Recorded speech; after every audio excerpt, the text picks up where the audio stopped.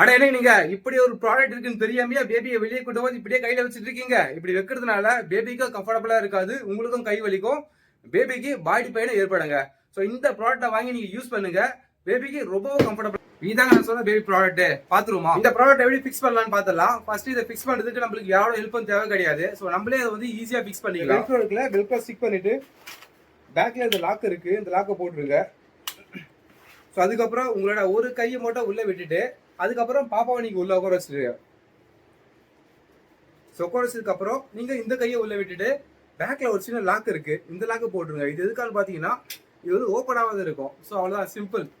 ஈஸியா நீங்களே குழந்தைய உள்ள உட்கார வச்சு ஃபிக்ஸ் பண்ணிக்கலாம். அதை கீழே ஒரு ஜிப் கொடுத்துருக்காங்க பாருங்க. இந்த ஜிப்பை நீங்க ரூம் பண்ணீங்கன்னா இது மட்டும் தனியா வந்துருங்க. இதை எடுத்துட்டு நீங்க பாப்பாவை இப்படியே நீங்க உட்கார வச்சுக்கலாம். உட்கார வச்சு நீங்க கொண்டு போகலாம். இந்த பேக் பாத்தீங்கன்னா 2-in-1 டைப்.